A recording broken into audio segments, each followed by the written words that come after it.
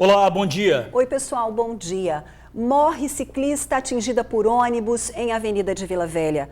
O acidente aconteceu na Avenida Jerônimo Monteiro, no bairro Ataíde. O ciclista segue pela lateral da via quando o ônibus passa, bate nela. A mulher cai. Repare que a ciclista chega a voar da bicicleta e o motorista do ônibus segue viagem. O carro que vinha atrás para ajudar a vítima. O acidente aconteceu na quarta-feira, por volta das 6 da tarde. A vítima foi socorrida por uma ambulância do SAMU que passava na hora.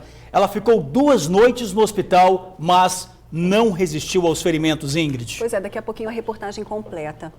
Médico acusado de assédio é indiciado por importunação sexual.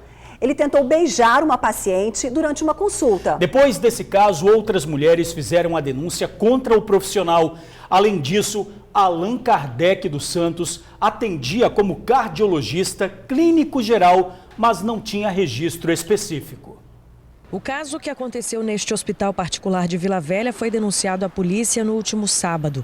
A vítima, uma universitária de 18 anos, alega que o médico que a atendeu tentou beijá-la no fim da consulta. Na hora de ir embora, o médico se levantou, foi entregar a receita para a vítima, acompanhou ela até a porta. Quando chegou na porta, o médico puxou ela pelos 2 braços e tentou dar um beijo na boca. Ela virou o rosto e pegou na bochecha. Aí, na hora que o médico largou ela, ela pegou e saiu muito assustada do hospital. Allan Kardec Nunes dos Santos, de 54 anos, também foi ouvido e negou qualquer contato físico com a paciente. As versões se contradizem, motivo pelo qual o delegado que está à frente do caso chegou a ir até o hospital. Quando eu cheguei lá no consultório, eu consegui perceber alguns detalhes que eles falaram no depoimento em relação a uma maca do lado da parede, onde a advogada dele disse que não teria como ele ter dado o beijo nela por causa dessa maca. Essa maca não impede nada. Então eu vi alguns detalhes que realmente fizeram eu reforçar a minha convicção do meu pensamento. Pelo menos 5 pacientes procuraram a polícia esta semana. Nesta quarta-feira, uma professora aposentada que afirma ter sido vítima do mesmo médico decidiu contar o que teria acontecido com ela em 2012. Assim que ele foi aferir minha pressão, eu me senti mal. Comecei a ter uma tontura e falei com ele. Falei, doutor, estou tonta. Ele falou assim, então encosta no meu ombro, no meu peito e respira fundo. Quando eu dei por mim, ele já estava ofegando meu ouvido e minha blusa abaixada e ele acariciando meus seios. A professora chegou a se culpar pelo que aconteceu dentro do consultório. Eu me sentia que eu era culpada, que eu dei marcha para ele fazer isso, eu que fui lá procurar ele, que eu fui com decote, eu não estava com roupa decotada de maneira nenhuma. A mulher, quando sofre qualquer crime, independente de ser sexual, ela não tem que ter vergonha. Hoje em dia a sociedade mudou. Hoje em dia, vergonha tem que ser quem praticou o crime. A vítima é uma vítima, como o próprio nome diz. Ela deve procurar e aqui ela vai ser amparada ao máximo. 341 processos éticos tramitam no Conselho Regional de Medicina em todo o estado. Em 3 destes casos, os médicos foram denunciados por assédio sexual. Ele tem um prazo para apresentar as alegações dele iniciais, a gente tem que esperar. Quanto mais informações a gente coletar, mais justiça nós vamos fazer com relação à sentença final. No sábado mesmo, o médico veio conduzido por policiais militares aqui para a Delegacia Regional de Vila Velha, onde foi preso em flagrante pelo crime de importunação sexual. Allan Kardec estava acompanhado de 4 advogados, entre eles a própria esposa. Mas no dia seguinte, ele foi liberado durante a audiência de custódia, sem necessidade do pagamento de fiança. O delegado que indiciou Allan Kardec por importunação sexual não tem dúvidas de que o médico, que também foi denunciado e inocentado pelo crime de atentado violento ao pudor em 2005, neste caso, tenha tentado beijar a paciente. Eu tenho plena convicção. Se eu tivesse um mínimo de dúvida, eu teria talvez aberto por portaria para fazer maiores investigações. Eu tenho plena convicção, tanto que eu relatei indiciando ele. Pelo artigo 215-A, que é a importunação sexual.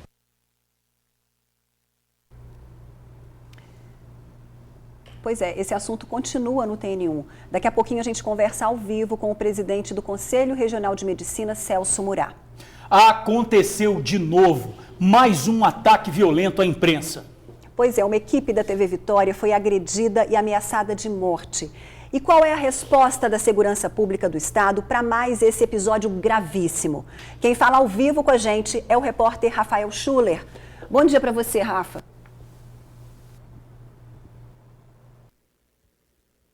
Bom dia, boa tarde, Ingrid, George, a todos que nos assistem. Nós estamos aqui ao lado do delegado Fabiano Rosa, que é chefe da divisão patrimonial, para dar essa resposta para toda a sociedade. Mas antes, nós vamos entender melhor o que aconteceu, essa ameaça gravíssima a um colega jornalista, na reportagem que a Keila Lopes preparou.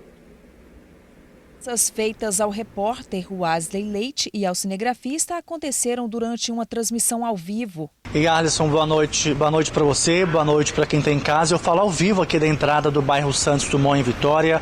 Nós estamos na parte baixa aqui do morro. Nós não vimos por enquanto nenhuma viatura da PM circulando aqui pela região. Alisson, só um minuto. Só um minuto. A gente está saindo. Ele vai desligar. O repórter contou que eles tinham acabado de chegar nas imediações da Avenida Marechal Campos, em Vitória, conversaram com alguns populares e, em seguida, foram acionados pelo apresentador. Assim que o apresentador me chamou, eu vi um carro passando, um primeiro veículo passando por mim e um segundo veículo. E nisso vi alguém gritando. Mas é comum as pessoas às vezes gritar porque está para desconcentrar a gente, às vezes, por causa do ao vivo.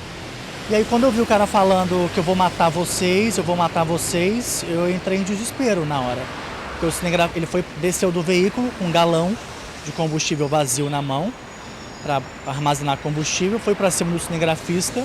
Ele estava com a câmera, o mobile que a gente usa, e ele tentou agredir o cinegrafista com esse galão, e o cinegrafista se desvencilhando dele, ele falou que eu vou matar.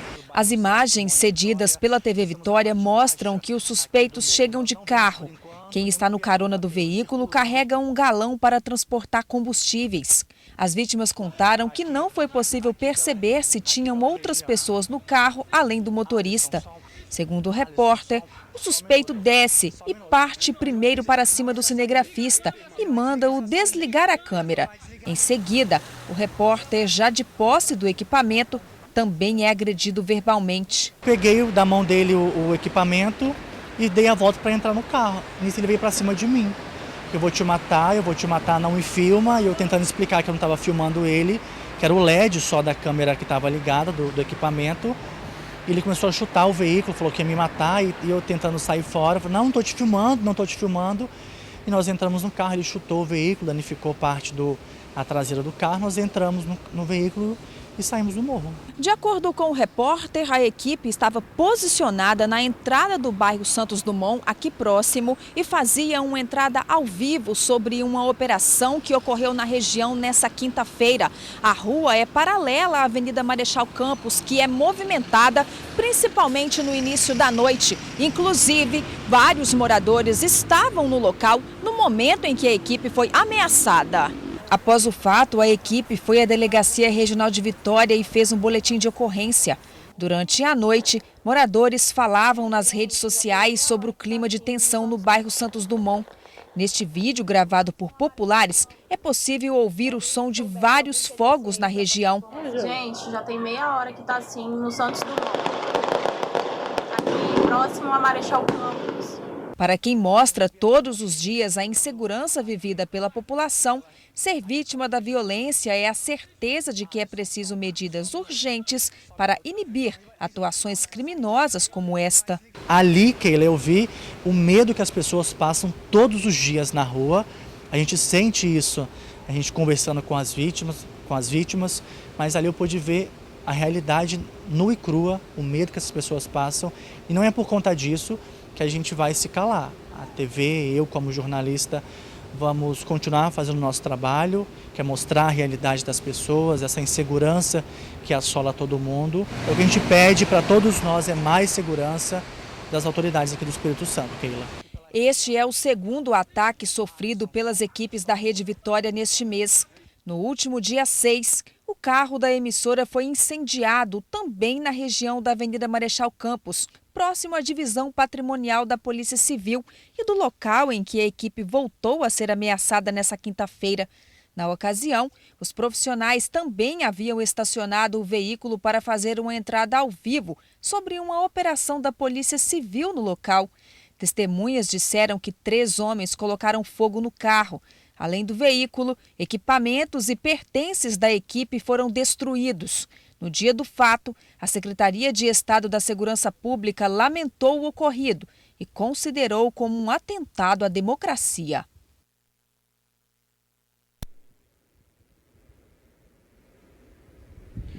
Pois é, como vimos na reportagem do colega Wesley Leite, e como ele falou, nós vamos continuar fazendo o nosso trabalho.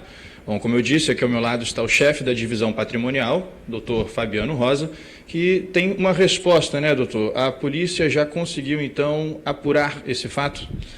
Assim que tomamos conhecimento do fato, a equipe da patrimonial já começou a fazer as diligências, já identificamos um indivíduo que participou desse atentado contra a equipe da TV Vitória. Já solicitei perícia no veículo, vamos tentar fazer um retrato falado para tentar identificar o outro indivíduo e certamente em poucos dias a gente vai dar a resposta.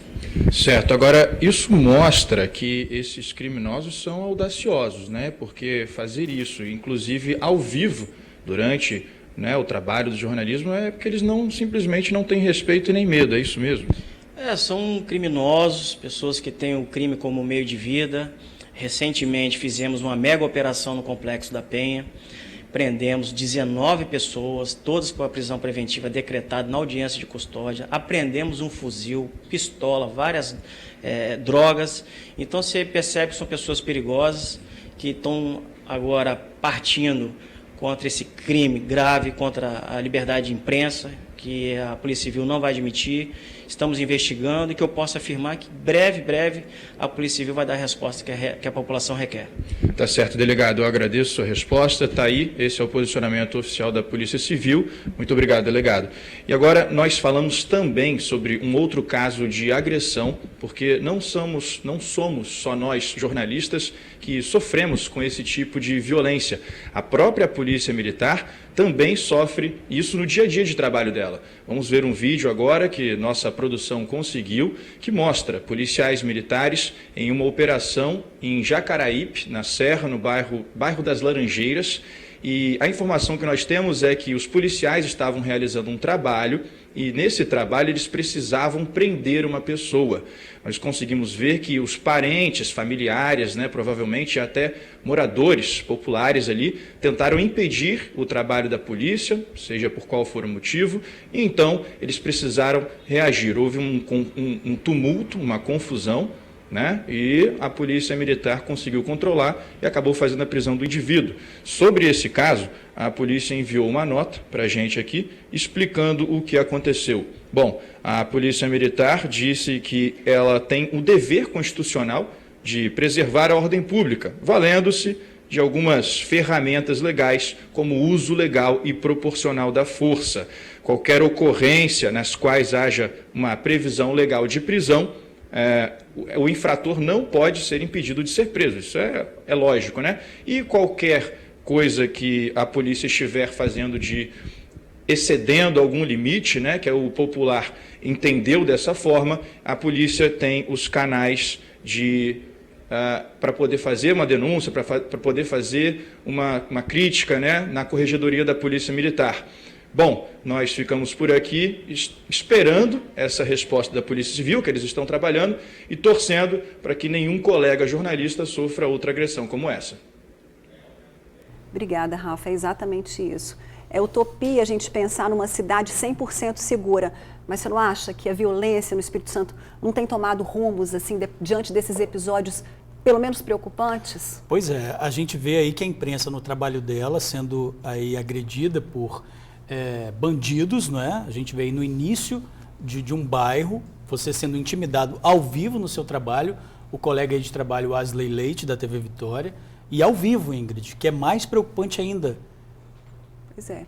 É isso, um episódio seguido do outro, né? Porque no primeiro momento a gente mostrou aí durante a reportagem também o carro que foi incendiado da própria emissora da TV Vitória, agora um repórter ameaçado de morte ao vivo. A gente lembra que o nosso trabalho é esse, nós estamos nas ruas, nós estamos nos morros, nós estamos mostrando um problema no seu bairro, é um esgoto que gera transtorno, é um mosquito que tira o seu sossego. Então esse é o nosso papel e a gente não pode ser intimidado dessa forma, porque mostrar o problema da segurança pública também é o nosso papel.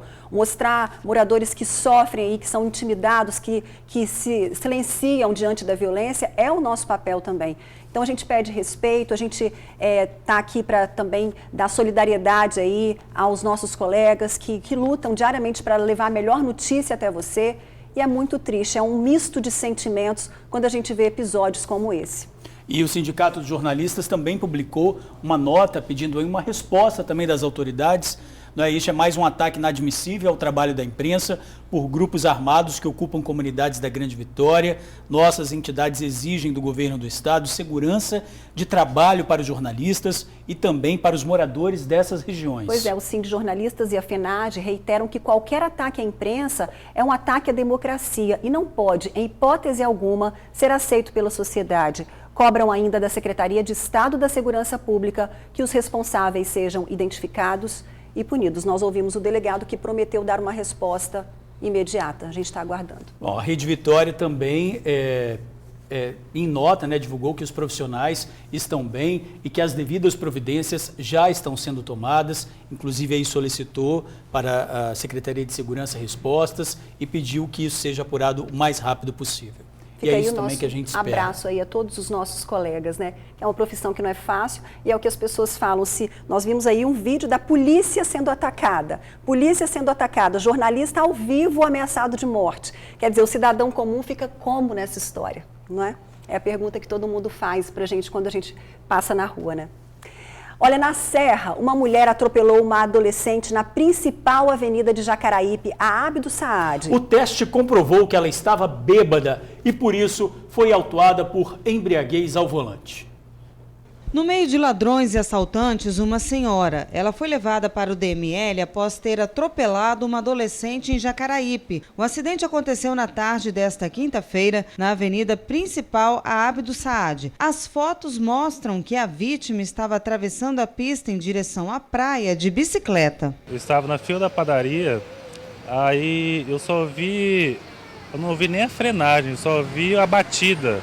A criança sendo projetada no vidro, no para-brisa do veículo e arremessada uns 3, 4 metros depois. O advogado conta ainda que a motorista aparentava ter ingerido bebida alcoólica. Pouco que conversaram com ela, relataram que ela constava um bafo de álcool, bebida alcoólica, e ela ficou muito tensa, a motorista. Não se omitiu o socorro, ficou acompanhando. A mulher fez o teste que apontou 0,81 mg de álcool por litro de sangue. Ela foi autuada por embriaguez ao volante. Por sorte, a vítima teve escoriações leves e foi levada para o hospital. Ele tinha deixado a bicicleta estacionada na frente do trabalho.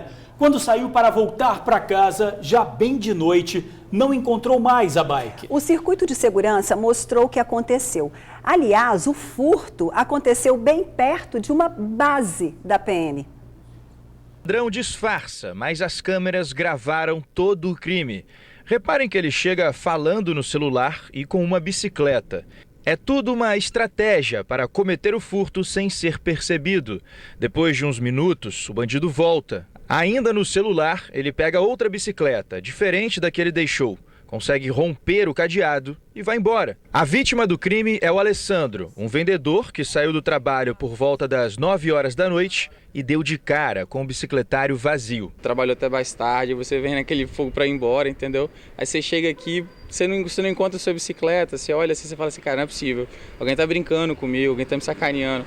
Até cair a ficha, você demora um tempinho, entendeu? O furto aconteceu nesta quinta-feira no bicicletário de um centro comercial em Santa Lúcia, Vitória.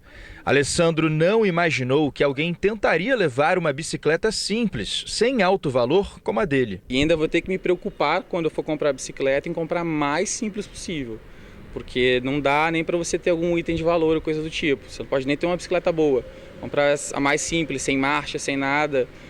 Por mais que eu me esforce mais para pedalar e tenha que conviver com isso, mas é mais seguro do que você comprar qualquer item de valor que não, você sabe que vai ser subtraído. As lojas do centro comercial e também as de rua aqui do entorno costumam abrir por volta das 9 horas da manhã. Os trabalhadores chegam, param as bicicletas e só pegam no final do dia. E de acordo com a vítima, os furtos costumam acontecer na parte da tarde e com frequência.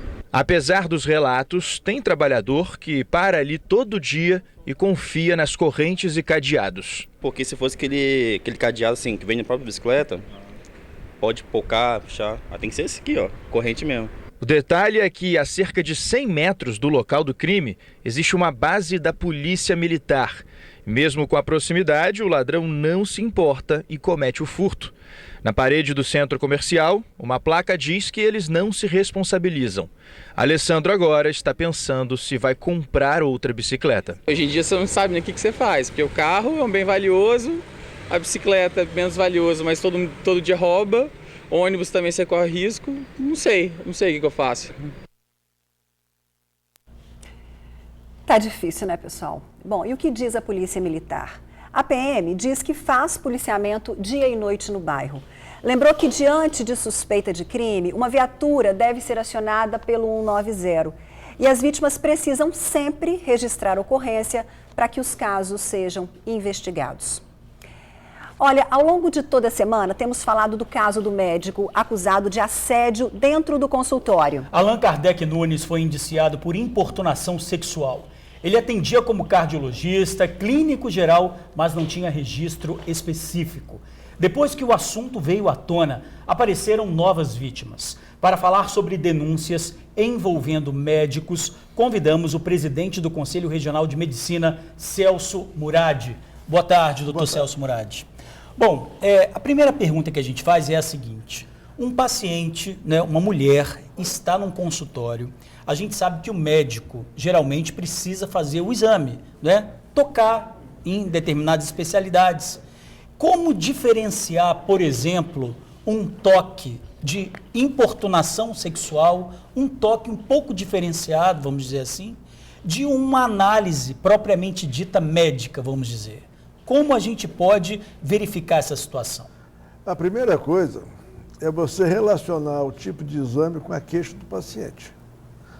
Tá certo? Verificar, por exemplo, as condições sociais daquela pessoa, você identificar alguma necessidade de chamar para acompanhar o atendimento uma terceira pessoa, isso é fundamental. É uma segurança para o paciente, é uma segurança para o médico. Nesses casos, a própria pessoa também que vai se consultar, que não tem um relacionamento prévio, não desenvolveu uma relação de confiança com o médico, não conhece o profissional, é bom que ela vá acompanhada por uma terceira pessoa também, para garantir a segurança, para evitar, inclusive, esse tipo de comportamento, que apesar de ser uma exceção, é uma exceção extremamente desagradável, tá certo? Inclusive para a profissão médica. Pois é, muitas pessoas, elas falam no corporativismo médico, não é? Eu pergunto, isso de fato, como é que o senhor lida, assim? Qualquer pessoa pode fazer uma denúncia diretamente no Conselho Regional de Medicina ou tem necessariamente que passar pela polícia primeiro? Não só pode, como deve. É uma forma de você garantir, inclusive, a segurança do próprio processo. Tem que haver uma denúncia, tem que haver identificação. A gente tem que ter consciência da forma como aconteceram os fatos, para que a gente possa estabelecer um trâmite processual correspondente à gravidade do fato. Porque você desenvolver uma investigação em cima de um fato que nem denúncia tem, tá certo? Já perde muito a força de argumento como fator iniciante de um processo. Então as pessoas se devem ir ao conselho, tem formas, inclusive se não souber se expressar, às vezes de forma gráfica, tem pessoas que colhem o depoimento, estão todas as instruções e a gente toca o processo da forma mais justa possível. Doutor Celso, eu gostaria de pedir para a gente rodar entrevistas que a gente tem de vítimas, para que o senhor acompanhe e comente sobre o que elas dizem. O tempo todo com a mão abaixo da minha cintura, mexendo assim com os dedos bem de leve abaixo da minha cintura e conversando comigo para saber qual procedimento que eu necessitava fazer naquele momento. Foi com o antebraço bem em cima mesmo do meu seio, descansou mesmo o antebraço no meu seio e ficou fazendo o procedimento. E quando ele foi tirar o braço, ele apertou o braço entre o meu seio e desceu assim até tirar. Eu fiquei bem coagida, estremecida na cadeira, eu fiquei congelada, na verdade, essa foi a palavra, fiquei congelada na cadeira, imaginando, meu Deus, será que é isso mesmo que está acontecendo? Eu tenho certeza que, infelizmente, eu fui vítima de um abuso sexual dentro do consultório dentário. Pediu para que eu sentasse na maca, que ele aferia minha pressão e olhar meus batimentos cardíacos. Aí foi a hora que eu achei estranho a postura dele. Aí, mas assim mesmo, sentei na maca e assim que ele foi olhar, aferir minha pressão, eu me senti mal. Comecei a ter uma tontura e falei com ele, falei, doutor, estou tonta. Ele falou assim, ó, então encosta no meu ombro, no meu peito e respira fundo. Quando eu dei por mim, ele já estava ofegando meu ouvido e minha blusa abaixada e ele acariciando meus seios. Eu falei, doutor, que isso? Levantei minha blusa, desci da maca, quase caí, peguei minha bolsa e a porta estava trancada e ele veio a mim para me beijar. Eu falei, não, doutor, não, para com isso, pelo amor de Deus, abre a porta. Ele abriu a porta e até hoje eu não sei como é que eu saí de lá. Anos atrás, se tivesse feito a denúncia, talvez estaria passando pela mesma situação, julgando como uma mentirosa, como um médico não iria fazer isso comigo. Pois é, doutor, a gente vê que são casos, né, que a mulher está ali numa situação que ela nem acredita que aquilo está acontecendo com ela. Né? Esses relatos, eles são comuns em situações de denúncias como essa? São quase unânimes. A reação da vítima é muito parecida com o que a senhora falou. Na realidade, elas perdem a ação, entendeu? A forma como o fato acontece, nas circunstâncias em que o fato acontece, torna aquilo muito súbito. A pessoa não sabe como reagir. E, às vezes, reage de uma forma que não deve. Ela deve reagir à altura. Mas aí, essas pessoas, nesses casos, elas são agredidas de forma muito intempestiva e muito rápida. Elas não têm reação. A reação que elas têm é fugir dali. Pois é, e elas têm muito medo de denunciar também, com medo de que não acreditem nela, né? Isso também acontece, a gente vê até o caso do João de Deus aí, quanto tempo se levou para que viesse à tona tantas mulheres que passaram por ele uma pessoa tão famosa, será que vão acreditar em mim, que ele fazia isso? Existe uma estratificação social que nós chamamos, que coloca as pessoas, às vezes, esse tipo de vítima, numa situação muito indefesa.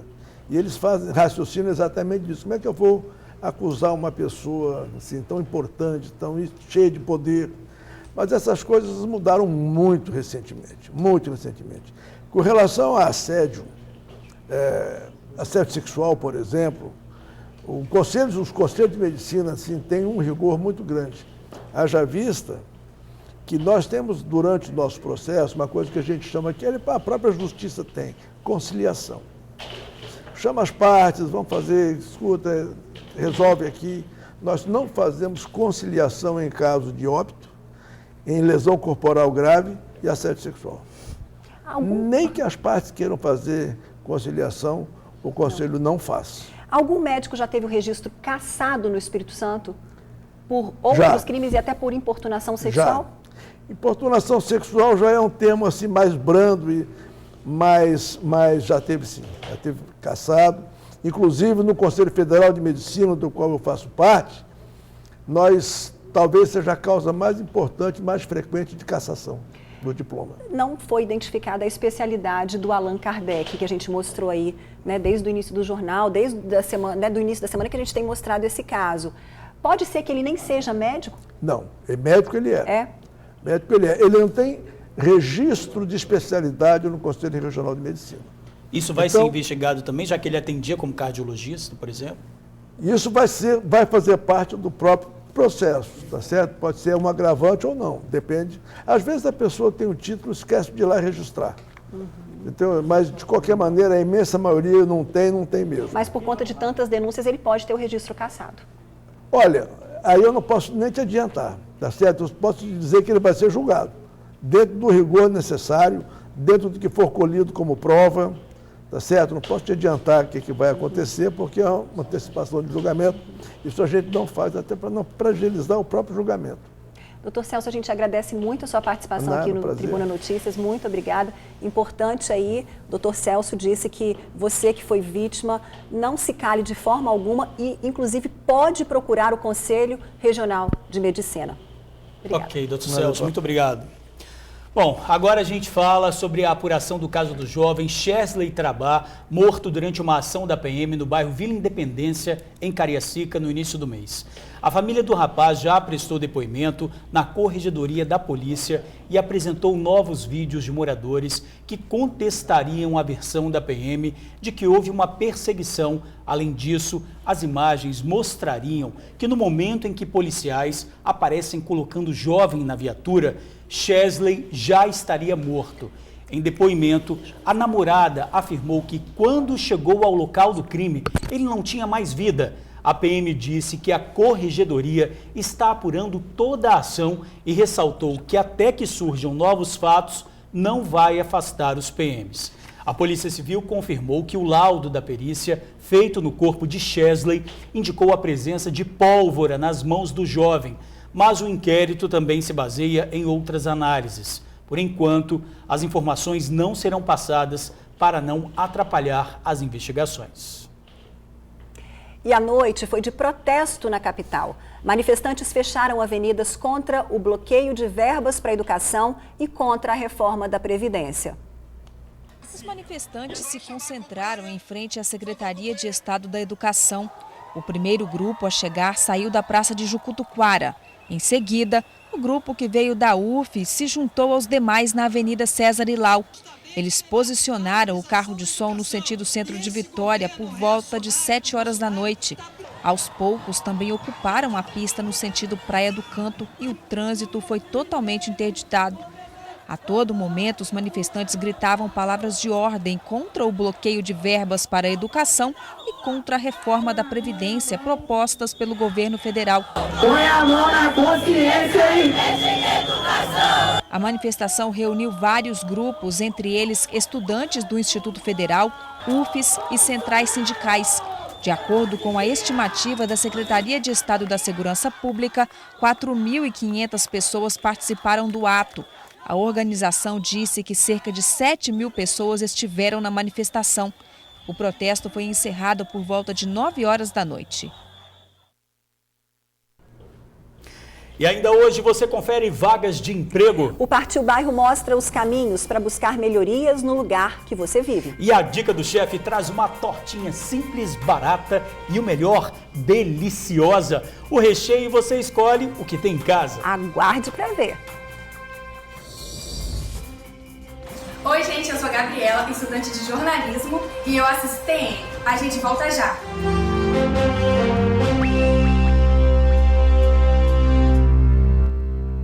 A gente volta a falar do caso da ciclista que morreu depois de ser atingida por um ônibus em Vila Velha. Neuzi Rosa, de 67 anos, passava pela lateral da Avenida Jerônimo Monteiro, no bairro Ataíde, quando foi atropelada pelo coletivo. Repare que a ciclista chega a voar da bicicleta e o motorista do ônibus segue viagem. O carro que vinha atrás para ajudar a vítima. O acidente aconteceu na quarta-feira, por volta das 6 da tarde. A vítima foi socorrida por uma ambulância do SAMU que passava na hora. Ela ficou 2 noites no hospital, mas não resistiu aos ferimentos e morreu ontem à noite. Neuzi morava no bairro Vila Garrido e sempre fazia o trajeto para ir e voltar do trabalho na Glória. Ela completaria 68 anos no próximo dia 6. Em nota, o GV Bus lamentou a morte da idosa e disse que os motoristas do sistema Transcol são treinados e recebem reciclagens periódicas sobre legislação de trânsito, direção defensiva e relacionamento com pedestres e ciclistas. Pois é, uma fatalidade e tristeza para a família. E na Avenida Ártica, que liga os bairros de Cidade Continental à praia de Carapebus, na Serra, um idoso de 77 anos morreu atropelado por um motociclista. Sebastião Pinto da Vitória chegou a ser socorrido por uma ambulância do SAMU, mas não resistiu. O condutor da moto, identificado como Ângelo Márcio de Souza, de 47 anos, se machucou bastante. O aposentado tinha completado 77 anos na semana passada. Moradores disseram que os motoristas sempre passam em alta velocidade pelo local. Pois é, um vídeo feito durante a execução de uma obra no bairro Jardim Carapina, na Serra, causou polêmica nas redes sociais. O assessor de um vereador bate boca com moradores. Ele quer, a todo custo, dar crédito ao parlamentar pelo serviço. Mas e aí? Qual o papel de cada um nessa história? Vamos entender? Partiu Cidadania, partiu bairro. O Partiu Bairro desta sexta-feira faz uma contribuição à cidadania, ao Estado Democrático de Direito. Hoje vamos aprender o que faz o prefeito e um vereador. O prefeito é a cara do executivo, é o homem da administração, é ele quem vai tomar conta do dinheiro dos contribuintes, vai tocar as obras, vai ser responsável pela saúde, pelo trânsito do município. Já o vereador tem duas premissas básicas. A primeira é a criação de leis, o legislativo, e depois a fiscalização do executivo. Ou seja, um faz e o outro pede para fazer. Não existe hierarquia, ambos são importantes para o equilíbrio da democracia. E é isso que a gente vai falar hoje, porque tem gente se confundindo do seu verdadeiro papel social.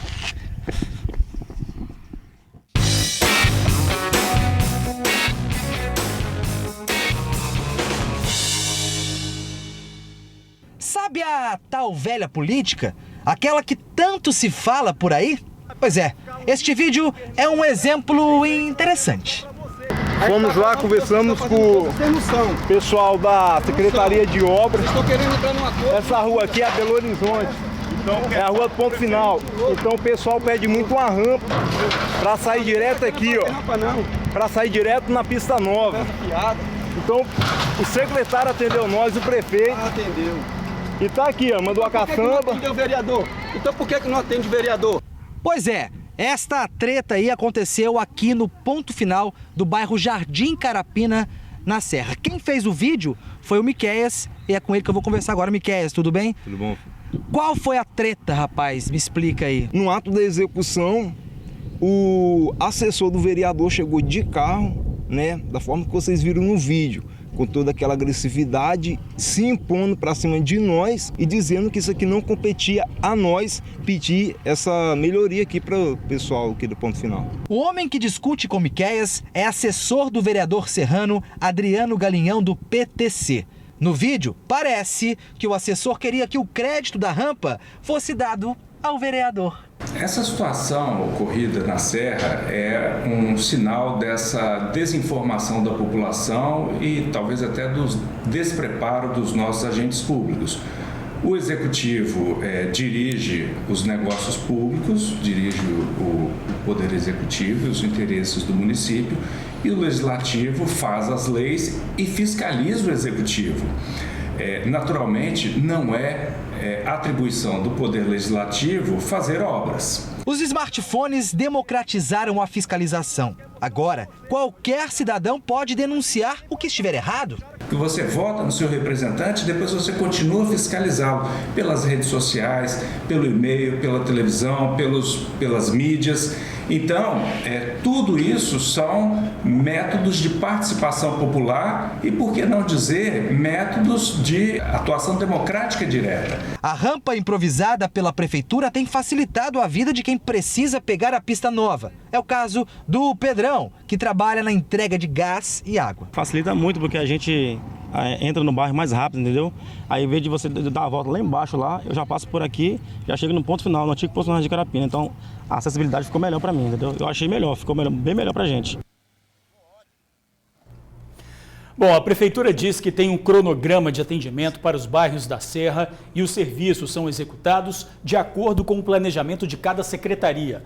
Quanto ao comportamento do assessor, o vereador disse que tudo não passou de um mal-entendido e toda obra que vier para beneficiar a comunidade será bem-vinda. É isso aí, sem bate-boca, né? Cada um na sua função pelo bem de todos.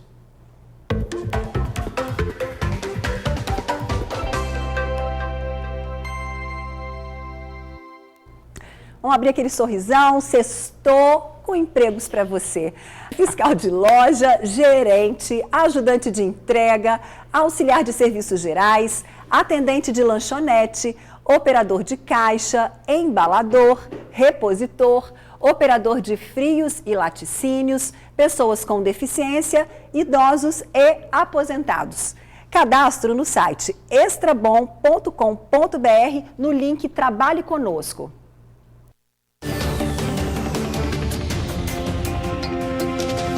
Vamos juntos conferir os destaques do Jornal A Tribuna desta sexta-feira, dia 31 de maio. Governo Federal estuda liberar saque de conta ativa do FGTS. Estudante de medicina vira babá para realizar sonho. Caixa dá até 90% de desconto para 60 mil devedores no estado. Farra de petiscos e caipirinhas nos botecos. Bandidos em bicicletas fazem arrastão na enseada do Suá. E ainda destaque no Jornal A Tribuna desta sexta-feira. Comissão de frente em protesto pela educação. Agendamento para a vacina contra a gripe começa hoje e quadrilha tinha até cavalo de raça.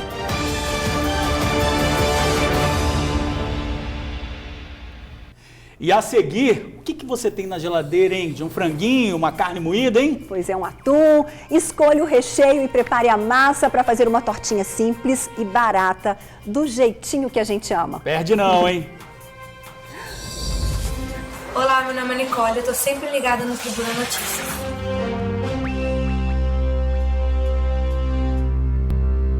A polícia prendeu 4 suspeitos de assassinar por meio de uma emboscada o empresário João Batista de Amorim em maio de 2017, na Praia do Canto, em Vitória. Imagens de câmeras de segurança mostraram a movimentação dos envolvidos no crime. O momento em que os tiros foram disparados também foi registrado. João Batista tinha 47 anos e foi morto com 5 tiros, 3 na cabeça, em plena luz do dia, em uma avenida movimentada. O mandante do crime, Ângelo Henrique Ferraço, dono de uma casa de câmbio na Praia do Canto, devia à vítima R$ 2.400.000. Por isso, armou a emboscada para matar o empresário. Antônio Pereira fez a ligação entre o mandante e Hamilton Matos, que disponibilizou o carro e a arma usados no crime. Wagner Pereira Guimarães, executor, recebeu R$ 10.000 pelo assassinato. Bom, agora vamos falar de um assunto que, se você já não teve, vai ter um dia: dor na coluna. Especialista, sabe por quê que vai ter um dia, Ingrid? Não estou fazendo mal a gouro de ninguém, porque os especialistas apontam que 90% da população tem ou terá algum sintoma algum dia na vida. Você já tem isso? Você já sofre com esse problema? Com certeza. Pois é, ó, entre as causas, sedentarismo, obesidade e má postura. O alerta é importante porque essa é a principal causa de afastamento no trabalho. O futebol com os amigos do eletricista Leonardo se tornou uma noite no hospital. Ele conta que durante a partida ontem, abaixou para cobrar um escanteio e não levantou mais. 10 minutos mais ou menos que a pelada tinha rolado, tinha acontecido. Depois bateu um escanteio, me abaixei, bateu um escanteio e não consegui levantar mais. Travou a coluna, sentei, a gente acionou o SAMU, caminhado para o hospital, tomando os medicamentos corretos. E aí hoje estou aí com dificuldade para conseguir caminhar, tá difícil. Pela dificuldade dele em abaixar e até em andar, está claro que Leonardo não tem condições de ir ao trabalho. E aí já sabe, é atestado médico, remédio e repouso. 4 dias aí de repouso para ver se consigo amenizar essa dor. Os médicos dizem que 8 de cada 10 pessoas vão sentir dores na coluna pelo menos uma vez na vida. Quando ela trava, é uma dor intensa. Quem já passou por isso sabe muito bem do que eu estou falando. Mas esse problema é tão normal que as dores na coluna são o motivo número 1 das causas de afastamento do trabalho. Em média, uma lombalgia, uma dor nas costas, ela dura em torno de 3 a 7 dias. O doutor Tanguy Frisso é especialista neste conjunto de vértebras e nervos. Ele explica que a coluna sustenta o nosso corpo e, quando ela dói, geralmente é por causa de alguma sobrecarga. Uma das principais causas que a gente diz é a obesidade. O fato da pessoa estar acima do peso, e hoje 56% da população está acima do peso. Eu coloco uma carga maior na coluna. O segundo é o sedentarismo. 46% da população hoje está sedentária, sem fazer atividade física nenhuma. A musculatura fica mais fraca, eu jogo mais carga na coluna. Mas um outro fator, às vezes, são as atividades laborais, ou seja, a atividade do trabalho. Pegar peso de forma inadequada, às vezes pegar um peso excessivo ou até mesmo a forma de se sentar no trabalho. O caso do Leonardo é de repouso absoluto e também um tratamento para evitar que outras crises aconteçam, seja por qual for o motivo. Sobrecarga, má postura, sedentarismo, o importante é se cuidar para prevenir. Eu estou fazendo o quê? Atividades diárias, alongamento, setor de terapia já me passou, tem que voltar a fazer de novo, correr, futebol, que é um exercício físico que eu faço 3 vezes por semana, perder peso, que eu consegui perder uns 8 a 9 quilos que também estava influenciando, que querendo ou não ficava ruim para fazer exercício. Tem que se cuidar. Tem que se cuidar. Fim de semana tá aí, que tal você aprender um prato fácil, barato e delicioso para fazer pra galera, hein? A dica do chefe traz uma super sugestão para você. Aliás, você vai surpreender a família e os amigos com uma quiche, que você escolhe o recheio. Quem ensina pra gente é a Glauce, lá de Itapuã, em Vila Velha.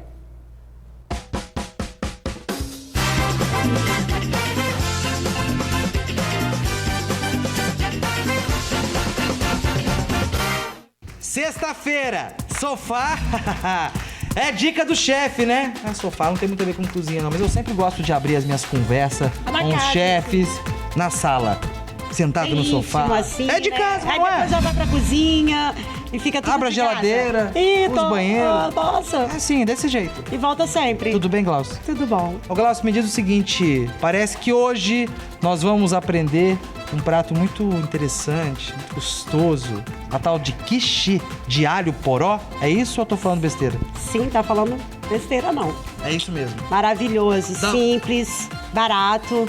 Você recebe pessoas... Você falou minha língua, simples e barato, né? Fez uma quiche em casa, pode convidar quem quiser pra comer, que é sucesso. Sucesso e vai, assim, arrasar. O recheio depende do que você quiser. Que você pode botar um frango, uma linguicinha, um baconzinho. Vamos então, Ingrid e George, já conversamos demais, já tomamos muito tempo da nossa chefe. Vamos fazer a nossa quiche. Aqui com a mão, aqui, ó. Aqui, ó. A nossa quiche de alho poró. Agora. Mas antes, anotem aí os ingredientes. Para a massa, você vai precisar de uma colher de óleo, 150 gramas de margarina, um ovo, 400 gramas de trigo e uma colher de sopa de sal. Já para o recheio, 2 xícaras de leite, 1 xícara de creme de leite, 3 ovos, 1 colher de sopa de sal, 1 talo de alho poró e 100 gramas de queijo parmesão. Ingredientes apresentados, vamos começar a nossa quiche. E comecemos pela produção da massa. Separe um recipiente e coloque a margarina, o óleo, o ovo, sal e misture. Depois, acrescente o trigo e mexa até dar o ponto certo da massa. Ô Glaucio, deixa eu te atrapalhar um pouquinho, sei que você tá com a mão na massa literalmente, mas acho que você precisa dar uma dica agora especial sobre o ponto da massa. Tem um ponto específico que a massa deve estar? O segredo do ponto da massa é esse aqui, ó. Nada na mão da massa, ó. Tá vendo? Mãos limpas. Limpas, ó. Você pega e não tá grudando nada. Transfira a massa para uma forma e ajeite bem direitinho. Depois, bora fazer um recheio? Use também uma vasilha e insira o leite, o creme de leite, os 3 ovos e uma pitadinha de sal. E misture. Em seguida, o alho poró e o queijo ralado. Feito isso, partiu o forno? 25 minutos com o forno a 180 graus. É só esperar.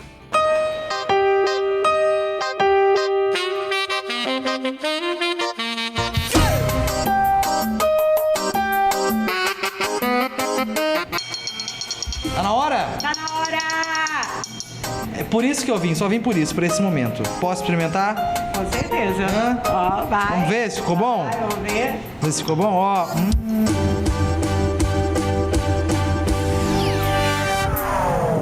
Bom demais. Gostou? Legal que o alho com poró, ele dá uma equilibrada, né? Ele dá uma equilibrada e ele é tipo assim, ele é bem leve. aquela coisa suave. Eu acho que o alho poró, ele é assim, aquele ingrediente que ele cabe em qualquer situação. Glauci, muito obrigado por nos receber e ensinar a gente a fazer mais um prato, dessa vez a quiche, viu? Muito obrigado mesmo. De nada, volte sempre. A hora que você quiser, tá de portas abertas para vocês. Ingrid, George, sei se vocês estão com a fome danada, né? Problema de vocês. Não sou obrigado a dividir nada aqui.